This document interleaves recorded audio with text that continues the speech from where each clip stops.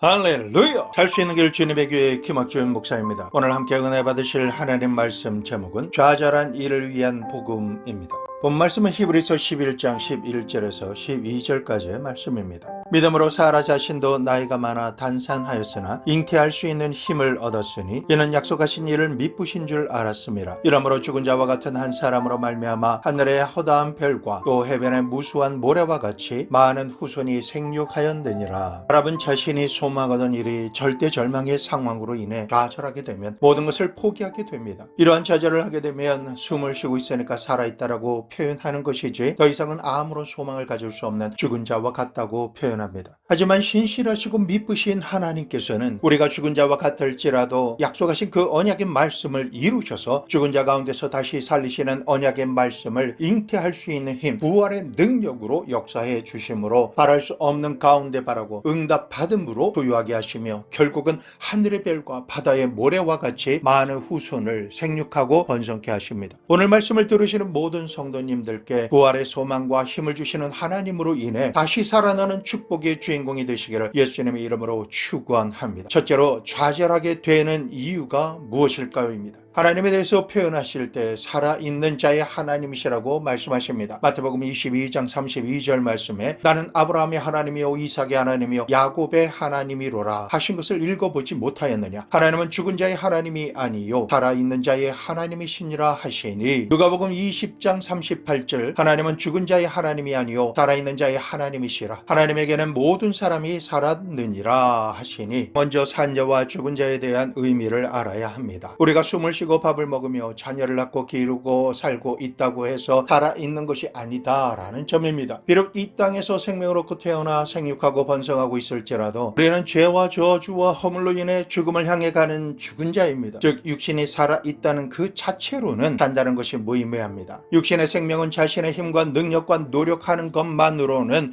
영생과 전혀 상관없기 때문에 더 이상 어떻게 할 수 없는 절대 절망의 상황에 직면하게 되고 좌절하게 되면 그 심령과 육신은 이미 죽은 것입니다. 스가랴서 4장 6절 후반절 말씀에 만군의 여호와께서 말씀하시되 이는 힘으로 되지 아니하며 능력으로 되지 아니하고 오직 나의 영으로 되느니라. 그러나 죽은 자 가운데서 다시 살리시는 성령 하나님으로 인해 부활의 능력이 임하게 되면 하나님께서 약속하신 말씀이 하나도 빠짐없이 성취되므로 그동안 역사했던 좌절은 아침 안개처럼 사라지게 되는 것입니다. 믿음의 조상이라고 고백하는 아브라함, 이삭, 야곱의 육신은 비록 흙으로 돌아갔을지라도 우리가 절대로 믿는 전능하신 하나님께서는 언제나 신실하신 참 생명을 주시는 분이시기 때문에 아브라함과 이삭과 야곱은 영생의 삶을 사는 하나님 나라에서 지금도 살아계심을 믿는 것입니다. 이처럼 동일하게 우리에게 영생의 삶을 살 수 있도록 역사하시는 하나님의 섭리가 지금도 우리에게 역사하심으로 생명을 얻게 하시고 풍성하게 얻게 하심을 믿습니다. 아브라함은 무서울 정도로 감당하기 어려운 시련과 좌절을 겪은 사람입니다. 친척 본토 아비집인 갈대아 우르에서 출발할 때 꿈과 희망이 넘치는 하나님의 언약을 받은 사람이 아브라함이었기 때문입니다. 창세기 12장 1절에서 3절 말씀에 여호와께서 아브라함에게 이르시되 너는 너의 고향과 친척과 아버지 집을 떠나 내가 내게 보여줄 땅으로 가라. 내가 너로 큰 민족을 이루고 내게 복을 주어 내 이름을 창대하게 하리니 너는 복이 될지라. 너를 축복하는 자에게는 내가 복을 내리고 너를 저주하는 자에게는 내가 저주하리니 땅의 모든 족속이 너로 말미암아 복을 얻을 것이니라 하신지라. 하나님으로부터 축복의 말씀을 약속으로 받은 아브라함은 75세의 노년이었지만은 다시금 그의 삶의 피를 끓게 하는 약속의 말씀이었고 그 말씀을 의지하여 의기양양하게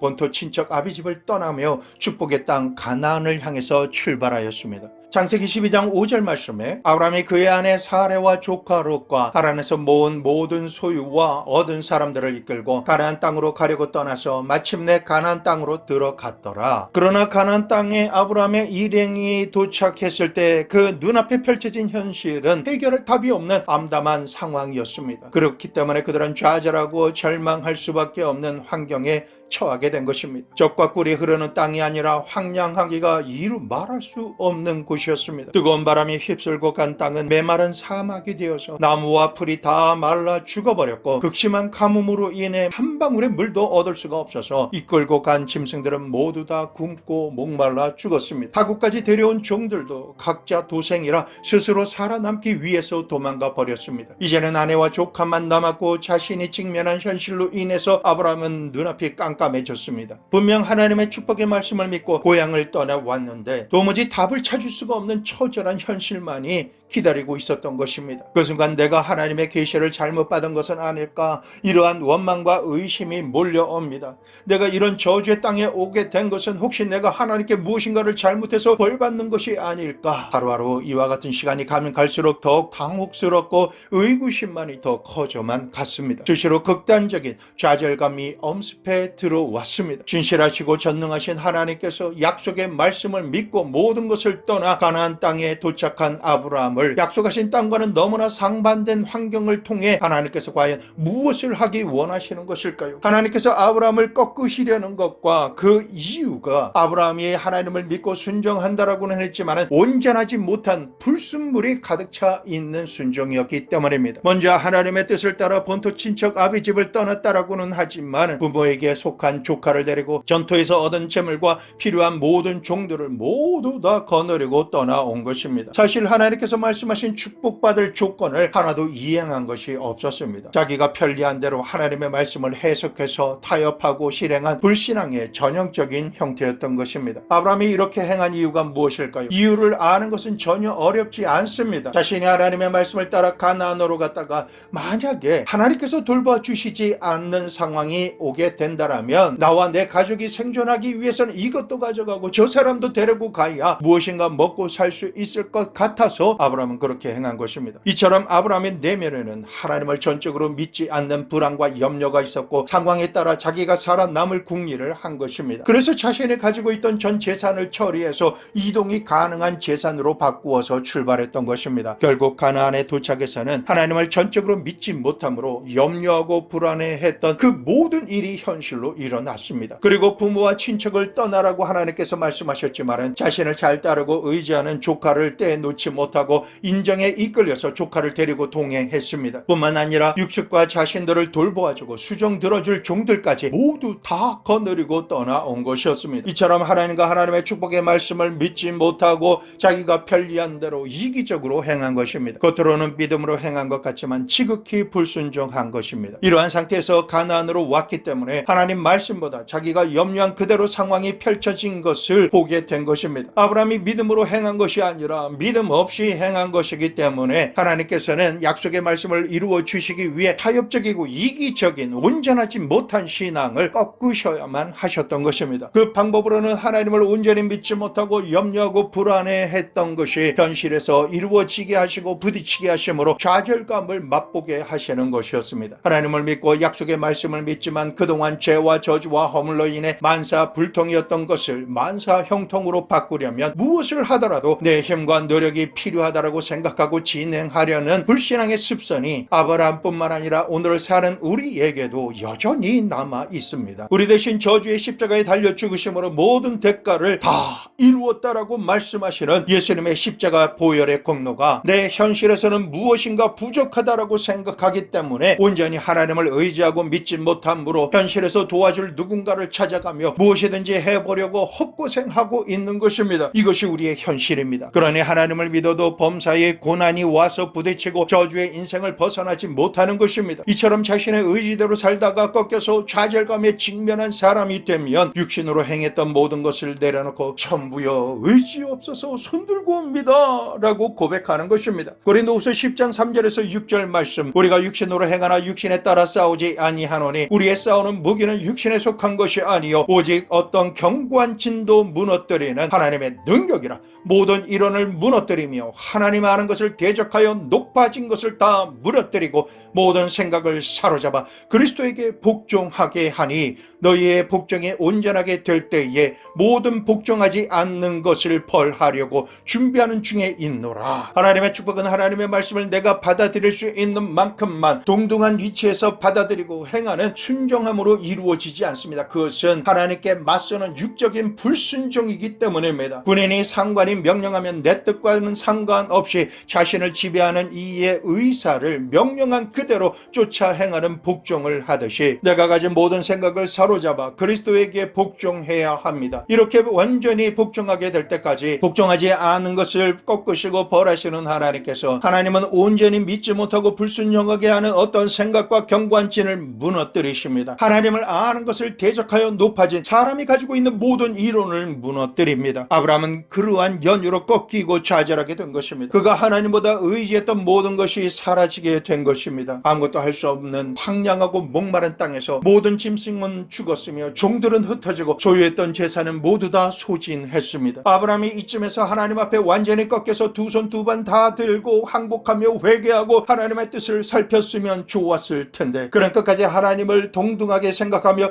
자신의 뜻과 생각과 방법을 꺾지 않았습니다. 아브라함은 자신과 아내와 조카와 살아남아 생존해야 되겠다라고 생각했고 하나님께서 말씀하시지 않으신 애굽을 떠올리며 그곳에 가면 내가 살 수 있겠다 생각하고 애굽으로 내려갔습니다. 가면서도 그곳에 가면 내 아내가 너무 예뻐서 애굽에 힘 있는 자가 나를 죽이고 아내를 빼앗을 것을 염려하고 불안해합니다. 그래서 자기만이라도 살아남기 위해서 하나의 꾀를 생각하고 거짓말하기로 작정하며 아내에게 당부합니다. 너는 원래부터 내 사촌 동생이었으니 이제부터 나를 남편이라 부르지 말고 오빠라고 불러라. 부부관계를 거짓으로 속이고 조카와 함께 애굽으로 내려간 아브라함은 그곳에서 자신이 염려하며 불안해했던 죄악의 상황이 그대로 일어납니다. 애굽의 왕 바로가 자신의 아내 사라의 아름다움을 보고 푹 빠지는 일이 실제로 일어나서 바로에게 자신의 아내를 동생이라 속이고 바로 왕은 아무런 꺼리낌을 받을 이유가 없기 때문에 사라를 자신의 궁으로 들여서 아내로 삼습니다. 이렇게 자신이 염려하던 그대로 아내를 빼앗긴 아브라함은 바로의 아내가 된 사라 덕분에 조카와 함께 궁에서 주는 돈을 받아서 먹고 생존하게 되었습니다. 절대로 돌려받을 길이 없는 아내와 생존하기 위해서 아내를 팔아먹고 사는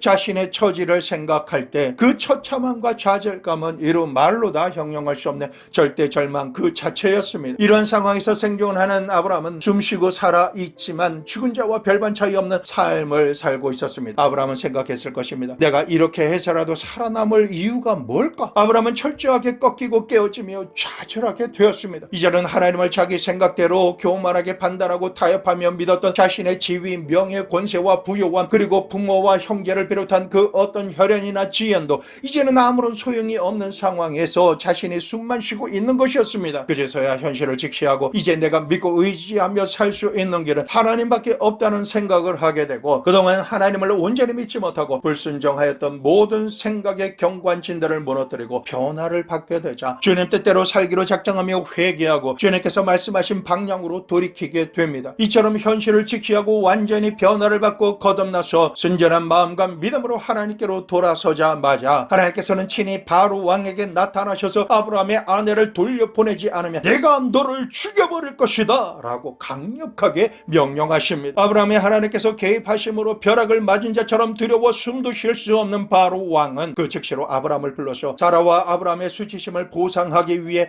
은금 보화와 육축과 함께 사라를 아브라함에게로 즉시 돌려보내게 됩니다. 아브라함의 가족이 이러한 극한의 좌절과 비참함을 뒤로하고 가나안으로 되돌아왔을 때는 더 이상 가뭄이 있지 않았습니다. 하나님께서 비를 주심으로 우물에는 물이 가득하고 산천초막이 무상함으로 짐승들이 더욱 많아지게 되는 젖과 꿀이 흐르는 축복의 땅이 된 것입니다. 하나님께서는 죽은 자와 다름없는 아브라함을 취하시고 언약하신 젖과 꿀이 흐르는 땅으로 돌아와서 살게 하심으로 전능하신 하나님의 신실하심을 보이셨습니다. 미쁘신 하나님을 믿고 의지하며 감사함으로 신령과 진정한 마음으로 예배드릴 수 있게 하신 것입니다. 다음으로 아브라함의 아들 이삭의 하나님의 역사하심을 살펴보겠습니다. 이삭은 태어날 때부터 금수저를 입에 물고 태어난 사람입니다. 거룩한 부자인 부모님과 이웃 사람으로부터 엄청난 사랑을 받고 귀여움을 받으며 어린 유년 시절을 보냈습니다. 이삭은 태어나 보니 아버지는 이미 동방에서 가장 큰 부자였기 때문에 집에는 은금보화가 가득하고 짐승들도 풍부했기 때문에 무엇 하나 부족함이 전혀 없는 사람이었습니다. 하나님께서는 이러한 축복을 누리는 이삭을 하나님의 축복을 받기에 합당한 겸손하고 온유한 사람으로 만드시기 위해 교만할 수 있는 뿔을 시작부터 꺾으시는 무수한 좌절감을 예비해 놓으셨습니다. 하루는 하나님께서 아브라함에게 명령하십니다. 창세기 22장 1절에서 2절 말씀 그 일 후에 하나님이 아브라함을 시험하시려고 그를 부르시되 아브라함아 하시니 그가 이르되 내가 여기 있나이다. 여호와께서 이르시되 내 아들 내 사랑하는 독자 이삭을 데리고 모리아 땅으로 가서 내가 내게 일러준 한 산 거기서 그를 번제로 드리라. 하나님의 음성을 명확하게 들은 아브라함은 삶을 통해서 엄청난 좌절감을 겪었기 때문에 하나님께서 말씀하시면 절대 복종하는 사람이 되어 있었습니다. 하나님의 음성에 더 이상 두말하지 않았습니다. 자기 생각과 주장을 피우고 타협하지 않았습니다. 주님께서 말씀하시면 즉시 기쁘게 온전히 복종하는 사람이었습니다. 그리고 그 누구와도 의논하지 않았습니다. 창세기 22장 3절 말씀에 아브라함이 아침에 일찍이 일어나 나귀의 안장을 지우고 두 종과 그의 아들 이삭을 데리고 번제에 쓸 나무를 쪼개어 가지고 떠나 하나님이 자기에게 일러주신 곳으로 가더니 3일 길을 걸어서 하나님께서 지정하신 모리아 산에 도착했을 때 이삭이 질문합니다. 창세기 22장 7절에서 8절 이삭이 그 아버지 아브라함에게 말하여 이르되 내 아버지여 하니 그가 이르되 내 아들아 내가 여기 있노라. 이삭이 이르되 불과 나무는 있거니와 번제할 어린 양은 어디 있나이까. 아브라함이 이르되 내 아들아 번제할 어린 양은 하나님이 자기를 위하여 친히 준비하시리라 하고 두 사람이 함께 나아가서 아브라함과 이삭은 모리아 산에 올라가서 아들 이삭과 함께 제단을 준비하고 난 이후에 아버지가 갑자기 이삭을 잡아서 그를 묶고 제단 위에 올려 놓았습니다. 그리고 그를 잡으려고 칼을 들었습니다. 순식간에 일어나는 상황으로 인해 아들 이삭은 순식간에 자신에게 벌어지는 일로 인해 자신이 누려왔던 모든 것이 사라지는 공포와 두려움으로 인해 절대적인 좌절감을 느끼고 받아들일 수가 없었습니다. 이삭은 그동안 살아오면서 하나님께서 자신을 지극히 사랑하시고 아버지와 어머니도 자기를 눈에 넣어도 아프지 않을 정도로 한없이 사랑해 주시는 것을 알았는데 갑자기 아버지가 자신에게 달려들어서 줄로 결박하고 번제단에 얹어놓고 죽이려고 하는 상황이었던 것입니다. 사람은 죽고 사는 경계선에 서 있을 때 그동안 자신이 꿈꾸며 쌓아 올린 모든 것이 사라지게 되며 인생에서 가장 깊은 좌절감을 느끼게 되는 것입니다. 이삭은 자신이 아버지의 대를 이을 것이며 아버지의 엄청나게 많은 재산을 자신이 상속받을 것이고 모든 사람들이 부러워하며 축복하는 가운데 부족함 없이 풍성한 삶을 살아갈 것을 당연시하며 한없는 희망의 시간을 보내고 있었습니다. 그런데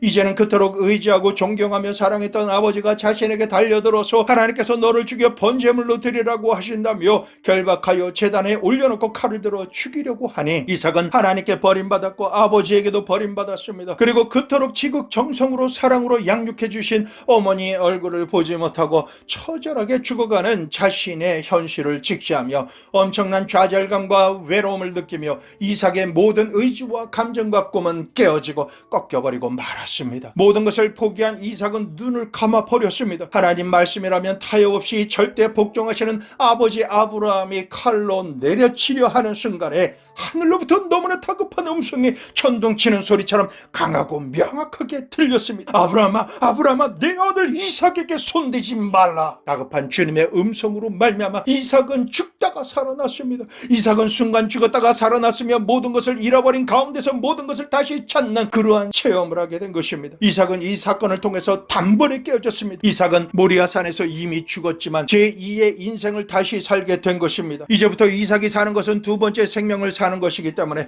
살든지 죽든지 흥하든지 망하든지 성하든지 쇠하든지 오직 하나님만을 위해서 살겠다는 강렬한 그리고 단호한 각오가 그 마음속에 생겨난 것입니다. 우리는 야곱의 시련을 보아도 이것을 알 수 있습니다. 야곱은 이기주의적이고 깨가 많고 교활했습니다. 그는 팥죽 한 그릇을 배가 고픈 형에게 주므로 형의 장자권을 빼앗고 아버지가 눈이 어두운 것을 기회로 삼아서 형이 받아야 할 장자의 축복을 자기가 속여서 축복 기도를 다 받고 빼앗았으며 형이 자기를 죽이려고 작정하자 외삼촌 라반의 집으로 도망가서 20여 년의 세월 동안 외삼촌 집에서 머슴살이하며 처가살이를 했습니다. 외삼촌 집에서도 자기가 속이기도 하고 외삼촌에게 속기도 하며 살았습니다. 나중에는 아내들과 자녀들을 거느리고 그동안 축적한 엄청난 재산을 가지고 외삼촌 집을 도망치듯 떠나왔습니다. 그러나 얼마 가지 않아서 외삼촌과 그의 군대에게 잡혔고 모든 것을 빼앗을 구실을 참던 삼촌으로부터 아내가 꾀를 내어 벗어나고 서로 헤어지지 않기로 약속하고 떠나왔습니다. 그 이후에 고향으로 돌아가면서 형 에서에게 자신이 돌아가고 있다라고 말하니까 에서는 갑자기 20년 동안 삭히고 있었던 분노가 다시금 불같이 일어나서 그동안 만나기만 하면 잡아 죽이려고 칼을 갈았던 원수를 갚을 기회가 왔다고 집에서 훈련시켰던 군대 400명을 이끌고 질풍같이 뛰쳐나갔습니다. 20여 년 만에 만나는 에서가 자신을 용서하고 환영하기보다는 자신을 죽이려고 400명의 군대를 동원해서 전속력으로 다가오고 있다라는 두려운 소식이 야곱에게 급하게 야곱에게 전해졌습니다. 이 소식을 들은 야곱은 간담이 서늘했습니다. 뒤에는 장인이자 외삼촌이 다시 돌아오면 생명을 유지 못할 것이라고 절규를 했고, 앞에서는 형 에서가 400명의 군대를 거느리고 죽이려고 달려오는 상황이었습니다. 앞으로도 못 가고 뒤로도 갈 수 없는 진퇴양난의 위기에 빠진 것입니다. 이제 잠시 후면 자신은 죽고 처자와 모든 재산도 죽거나 모두 빼앗길 처지가 된 것입니다. 이제는 형 에서의 마음을 달래서 생존할 수밖에 없는 순간이 이르렀어도 꾀를 내었습니다. 자신의 짐승을 한 떼와 두 떼와 세 떼로 나누어서 미리 보내고 자기의 아내들과 자식들도 미리 보낸 이후에 형이 정말 자신을 죽일 의도가 남아있는지를 가늠해 보기 위해서 가장 뒤에 남아있었던 것입니다. 정말 죽일 의도가 있어서 먼저 짐승을 빼앗고 처자를 치면 마지막 남은 자신은 튼튼한 두 다리로 도망칠 작정을 한 것입니다. 야곱은 이처럼 처자와 재산을 다 날리더라도 자신만은 살아남겠다라고 하는 이기적이고 얍삽한 계산을 한 것입니다. 이렇게 자기만 살 궁리를 하고 밤을 맞이한 야곱에게 갑자기 어떤 사람이 자신을 쓰러뜨리려고 덤벼들었습니다. 하나님의 사자가 덤벼든 것입니다. 이에 야곱은 밤이 새도록 씨름을 했는데 이 사람에게 쥐면 자신은 죽을 것 같아서 온몸에 힘이 다 빠졌어도 그 손을 놓지 못하고 끝까지 버티며 싸웠습니다. 밤이 다 지나가고 아침이 오게 되자 하나님의 사자가 손을 들어서 야곱의 환도뼈인 골반을 내려치자 환도뼈가 부러져서 쩔름바리가 되어버렸습니다. 이제 야곱은 최후로 자기만이라도 살기 위해서 도망치겠다는 마지막 희망까지도 사라지고 야곱의 일생에 있어서 가장 깊은 좌절감과 낙심으로 인해 자기의 힘으로나 능력으로 할 수 있는 것이 하나도 남지 않는 상태가 되었습니다. 이제는 하나님께서 축복해 주시지 않으시면 살 길이 없기 때문에 하나님께 두 손 들고 항복하며 살려주시고 축복해 주시기만을 간절히 간구하며 매우 달릴 수밖에 없는 절대절명의 시간에 야곱이 직면한 것입니다. 이제는 자기 힘으로는 똑바로 걸을 수조차 없기 때문에 형을 피해 도망가는 것도 불가능한 자신의 처지와 상황을 볼 때 신락 같은 희망조차 사라지고 말았기에 모든 것을 체념하며 좌절할 수밖에 없었습니다. 인생에서 가장 처절한 좌절감과 절망 속에서 야곱은 꺾였습니다. 이제 나는 하나님밖에는 의지할 것이 없다. 내 지혜나 지식, 수단과 계획들이 모두 다 물거품이 되어버렸다. 이제는 살든지 죽든지 흥하든지 망하든지 성하든지 쇠하든지 하나님만 의지할 수밖에 없다. 이러한 결론을 내리게 된 야곱은 야복간 나루터를 쩔뚝 절면서 건넜습니다. 성경은 말하기를 그제서야 어둠이 지나가고 분이엘의 해가 떠올랐다라고 말씀하십니다. 도망 다닐 수밖에 없고 속고 속일 수밖에 없었으며 두려움과 염려하며 어둠 속에서 살았던 야곱의 인생은 지나가고 그의 인생의 태양이 떠올랐다라고 말한 것입니다. 성도 여러분, 우리도 오늘날 불가항력적인 환난과 고난으로 인해 환도뼈가 어그러지는 좌절감을 맛보고 꺾이더라도 우리가 순전한 마음과 믿음으로 하나님을 의지하고 돌이키면 만사불통의 저주가 물러가고 만사형통의 축복으로 보호하시고 살 길을 열어주시는 하나님의 은총을 받게 됩니다. 우리의 인생에 쨍하고 해뜰 날이 이 마음으로 찬란한 분이엘의 태양이 우리 위에 떠오르기 시작하는 것입니다. 이처럼 밤이 새도록 하나님의 축복을 받기 위해 씨름하며 회개한 야곱이 아내와 자녀들 앞에서 나아가니 하나님께서 축복하신 이스라엘이 된 야곱의 가족을 하나님께서 보호하십니다. 자신을 죽이려고 달려오던 형 에서의 마음을 하나님께서 부드럽게 변화시켜 주셔서 쩔뚝거리며 지팡이를 의지하고 자신에게 다가오는 야곱을 보자마자 두 눈에 눈물이 핑 돌게 하셨습니다. 말에서 내려서 동생에게로 달려가서 끌어안고 목을 어겨 맡기고 통곡을 하며 동생을 환영했습니다. 야곱이 다쳐서 쩔뚝거리지 않고 이리저리 피하며 도망가려고 했다라면 에서가 불쌍하게 여기지 않았을 것입니다. 야곱을 죽이려고 데려온 에서의 400명의 군대는 순간 20년 만에 고향으로 돌아온 가족을 환영하는 보호자들이 되게 만드셨습니다. 이처럼 내가 깨어지고 변화를 받아 순전한 신앙으로 돌아서면 하나님께서는 원수까지도 변화시켜 주셔서 보호하는 자로 만드시고 은혜를 베푸는 자로 만들어 버리시는 것입니다. 둘째로, 우리는 왜 좌절의 눈물을 흘려야 할까요? 좌절감을 당하지 않고도 살아가면 좋겠는데 예수님을 믿고 난 이후에도 왜 크고 작은 좌절함을 맛보면서 눈물을 흘리며 살아가야 할까요? 왜 이러한 과정을 통과해야만 하냐고요? 그 이유를 아담에게서 우리는 찾을 수가 있습니다. 아담이 선악과를 따먹고 하나님의 낯을 피해서 숨었을 때 하나님께서 오셔서 아담을 부르셨습니다. 아담아 내가 어디 있느냐? 하나님께서 아담이 어디 숨었는지 정말 모르시기 때문에 아담을 부르셨겠습니까? 아담이 지금 어떤 상태로 있는지 그 실체를 깨닫게 하시기 위해서 아담아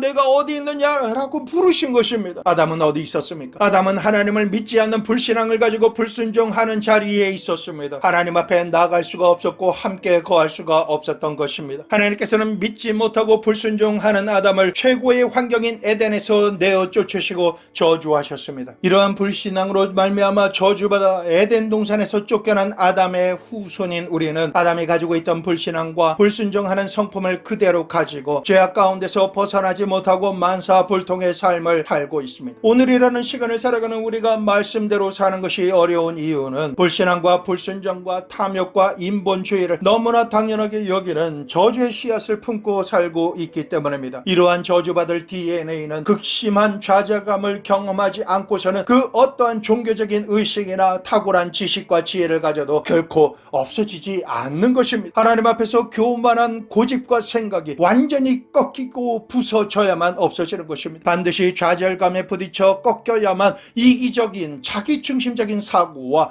인본주의에서 하나님만을 믿고 순종 복종함으로 섬기는 신본주의의 삶으로 변화되는 것입니다. 우리의 어떠함을 너무나도 잘 아시는 하나님께서는 야곱이 이스라엘이 되어 하나님의 뜻을 성취하게 하신 것처럼 절대 절망을 통해서 좌절감을 맛보게 하심으로 완전히 변화받고 거듭나 성장하기를 원하십니다. 시편 119편 71절 고난당한 것이 내게 유익이라 이로 말미암아 내가 주의 율례들을 배우게 되었나이다. 이 세상에서 고난을 당함으로 꺾이지 않는 사람은 하나님의 축복을 받지 못합니다. 만사 형통하지 못합니다. 성장하지 않습니다. 우리가 범사에 좋은 옷을 입고 좋은 음식을 먹으며 편안한 생활을 하면 좋을 것이라고 생각하지만 그것은 외적으로만 편리하고 좋은 것입니다. 영적으로나 내면적으로는 하나님께서 예비하신 축복과 인생의 깊이를 알 수 없기 때문에 지극히 얄팍한 자신의 지혜와 제한적인 인간의 능력으로 살 수밖에 없고 한계를 넘지 못하는 인생을 살 뿐입니다. 그러나 자신의 불가항력적인 일로 인해 꺾임으로 좌절감을 느끼는 과정을 통과하면 하나님만 보이게 됩니다. 예수님과 십자가 보혈의 공로만 의지하게 되고 성령 충만한 가운데 살기 원하게 되는 것입니다. 그러므로 대학 입시나 직장 입사 과정을 통해서 사랑하는 사람과 헤어짐을 통해서 모아둔 재산이 공중분해되거나 육신의 질병으로 인해 모든 계획이 꺾이고 물거품이 되는 과정을 통해서 자신의 불신앙과 불순종을 회개하게 되고 하나님을 만나며 거듭나고 축복받아 장성하게 성장할 수 있는 체험을 우리는 반드시 해야 하는 것입니다. 그렇게 되면 하나님께서 공급해 주시는 지식과 능력으로 꽉 찬 사람이 되고 성품적으로 예수님을 닮은 온유하고 겸손한 사람이 되며 하나님을 경외함으로 하나님의 뜻을 이루기 위해 순종 복종하는 사람이 되어서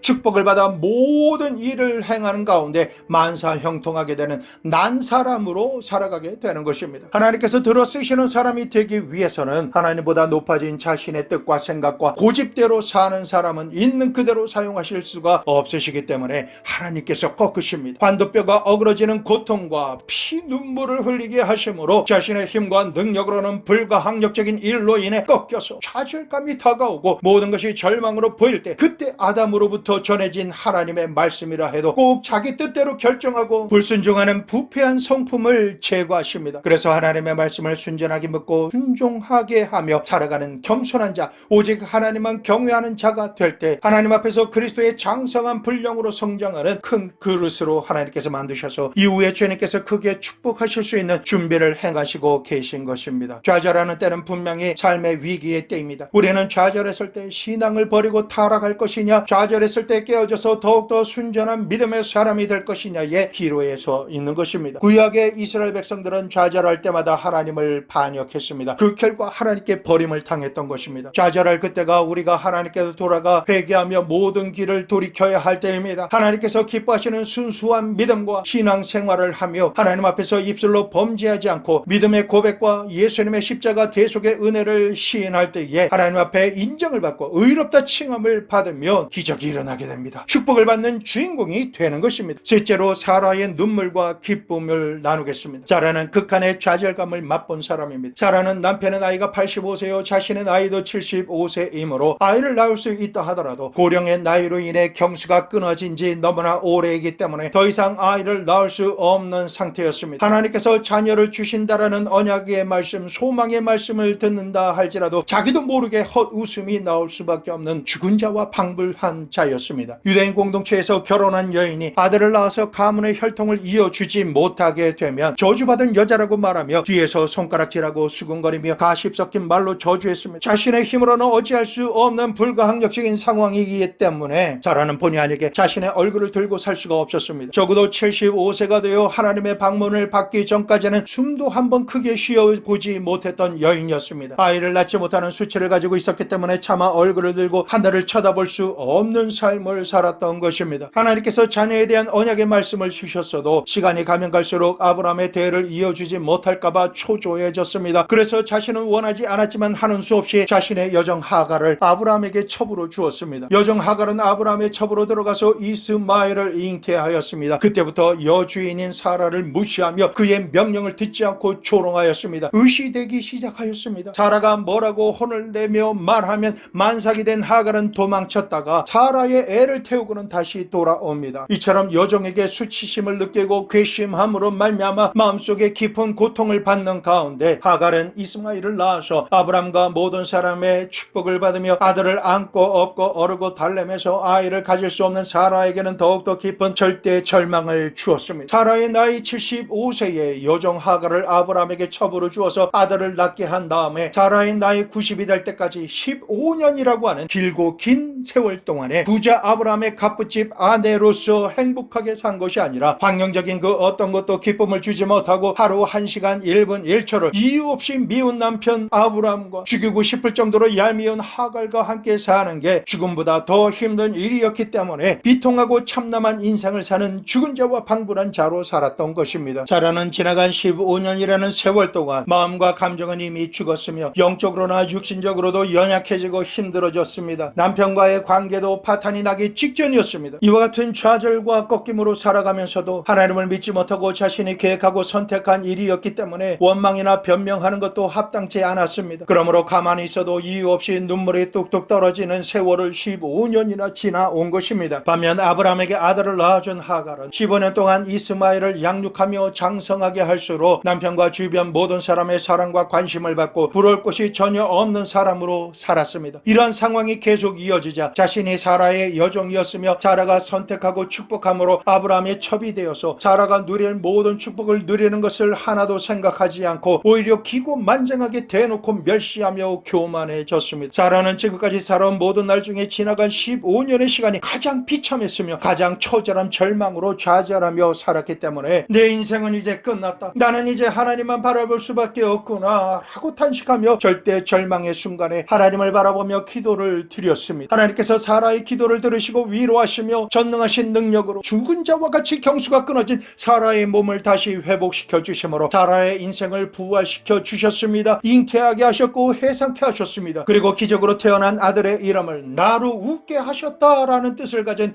기쁨 이삭이라고 하였습니다. 오늘 죽은 자와 방불한 사라의 눈물을 기쁨으로 바꾸어 주시는 말씀을 통해 사람의 힘과 능력으로는 어떻게 해결해 줄 방법이 없어서 모든 소망을 포기해버리고 절대 절망과 좌절의 수렁에서 낙심하는 가운데 오직 주님만 바라보고 살아가는 모든 사람에게 격려와 위로와 바라봄의 소망을 가지게 역사해 주고 계시는 것입니다. 아브라함은 이삭이 태어난 이후에 하나님께서 말씀하신 그대로 그의 후손이 하늘의 허다한 별과 땅의 모래와 같이 왕성해졌습니다. 이처럼 좌절할 수밖에 없고 회복할 수 없는 오랜 시간 하나님께서는 기적으로 응답하실 때까지 15년이라는 시간이 걸린 사라처럼 하나님께서 응답하실 것을 믿지만 눈에 보이지 않고 귀에 들리지 않으며 손에 잡히는 것이 없어서 내 방법대로 행하다가 오히려 꺾이는 가운데 더욱더 감당하기 어려운 환난을 만나 자포자기하고 처절한 절망과 뼈아픈 좌절감을 느꼈다 할지라도 사라에게 역사하신 신실하신 하나님께서 말씀하십니다. 이사야서 41장 10절에서 13절 두려워하지 말라, 내가 너와 함께함이니라. 놀라지 말라, 나는 내 하나님이 됨이니라. 내가 너를 굳세게 하리라. 참으로 너를 도와주리라. 참으로 나의 의로운 오른손으로 너를 붙들리라. 보라, 내게 노하던 자들이 수치와 욕을 당할 것이요 너와 다투는 자들이 아무것도 아닌 것 같이 될 것이며 멸망할 것이라. 내가 찾아도 너와 싸우던 자들을 만나지 못할 것이요 너를 치는 자들은 아무것도 아닌 것 같고 허무한 것 같이 되리니 이는 나 여호와 너의 하나님이 내 오른손을 붙들고 내게 이르기를 두려워하지 말라, 내가 너를 도우리라 할 것임이니라. 그러므로 내 생각과 방법으로 해결하려던 모든 것을 주님 앞에 내려놓아야 합니다. 불가능이 없으신 전능하신 하나님을 믿음으로 말미암아 주님께 전심으로 회개하며 나가야 하는 것입니다. 마가복음 11장 22절에서 24절 말씀, 예수께서 그들에게 대답하여 이르시되 하나님을 믿으라. 내가 진실로 너에게 이르노니 누구든지 이 산도로 들려 바다에 던져져라 하며 그 말하는 것이 이루어질 줄 믿고 마음에 의심 의심하지 아니하면 그대로 되리라. 그러므로 내가 너희에게 말하는 무엇이든지 기도하고 구하는 것은 받은 줄로 믿으라. 그리하면 너희에게 그대로 되리라. 신실하신 하나님께 기도드리며 응답받은 줄로 믿으면 하나님의 때가 이르러 절대 절망이 절대 희망으로 바뀌고 정수가 끊어짐으로 죽은 자와 같은 모든 것이 다시 살아나고 회복되며 부활하게 되는 것입니다. 이러한 하나님의 은총을 받은 인생만이 부흥의 삶을 살게 되는 것입니다. 우리가 이 땅에 살아가는 동안에 좌절하게 되는 일이 없을 수가 없습니다. 오히려 하나님의 뜻대로 살아가는 여정에는 필수적이라고 할 만큼 편만하게 다가옵니다. 좌절하게 될 때 하나님을 믿지 못하고 육신의 생각과 고집과 선택으로 살려는 하나님보다 높아진 모든 생각을 사로잡아서 그리스도께 복종케 해야 언약이 이루어지는 축복을 소유하며 살 길을 찾게 되는 것입니다. 하나님께서 말씀하시면 독자라도 아끼지 않고 주님께 드리기를 절대 복종하는 아브라함으로 일으키셔서 죄를 짓기 전에 누리게 하셨던 에덴의 삶, 천국의 삶으로 우리를 회복시키십니다. 이와 같이 하나님과의 관계와 축복을 회복하시기 위해서 하나님께서 꺾으시고 좌절하게 하시는 것입니다. 우리가 꺾이면 꺾일수록 좌절의 눈물을 흘리면 흘릴수록 순전한 믿음의 세계가 열립니다. 하나님 말을 절대 믿음으로 즉시 기쁘게 온전히 순종 복종하는 세계가 열리게 되는 것입니다. 이처럼 순수한 믿음의 세계로 들어가면 들어갈수록 나를 품어주시는 하나님의 가슴은 더욱더 넓어지고 따뜻해지며 더욱더 깊은 사랑을 받게 됩니다. 하나님의 축복으로 인해서 하나님께 영광을 올려드릴 영광스러운 자리에 우리가 서게 되며 간증과 감사의 고백과 함께 마침내 하나님께 영광 돌리는 삶을 살게 되는 것입니다. 이제는 더 이상 내 힘과 내 뜻대로 생각하며 살지 않습니다. 하나님의 뜻이 이루어지기를 소망하며 무엇이든지 할 수 있는 능력을 구하며 받아서 살아가는 것입니다. 시편 81편 10절 말씀, 나는 너를 애굽 땅에서 인도하여 낸 여호와 내 하나님이니 내 입을 크게 열라 내가 채우리라 하였으나. 그러므로 하나님께서 보시는 각도에서 좌절하며 눈물을 흘리는 가운데 하나님께 구원의 소망을 두는 사람은 더 좋게 하시는 기적과 축복의 하나님으로 인해 만족함을 누리게 되는 것입니다. 하나님께 꺾이고 좌절당함이 없는 인생은 버림받은 인생이며 한계를 넘지 못하는 인생입니다. 눈물을 흘려보지 않은 사람은 하나님과 웃으며 대화할 수 없는 사람인 것입니다. 좌절하는 가운데 절대 절망의 시기를 보내고 계십니까? 눈물을 흘리며 주님 앞에 나오십시오. 시편 126편 5절에서 6절 말씀, 눈물을 흘리며 씨를 뿌리는 자는 기쁨으로 거두리로다. 울며 씨를 뿌리러 나가는 자는 반드시 기쁨으로 그 곡식단을 가지고 돌아오리로다. 사랑이 많으시고 신실하신 아버지, 전능하신 하나님, 수없이 많은 좌절의 계곡을 지나가며 꺾이고 절대 절망의 삶을 살아가는 모든 성도님들을 예수님의 이름으로 축복하기 원합니다. 우리가 감당해야 하는 저주의 십자가를 예수님께서 대신 감당하심을 믿고 십자가 보혈을 의지함으로 주님 앞에 나아갈 때 버림받은 심정으로 낙심하며 살지 않도록 도와주시옵소서. 도울 힘이 없는 인생을 의지하지 않고 제한적인 내 힘과 능력을 맹신하지 않으며 오직 아버지 하나님만 믿으며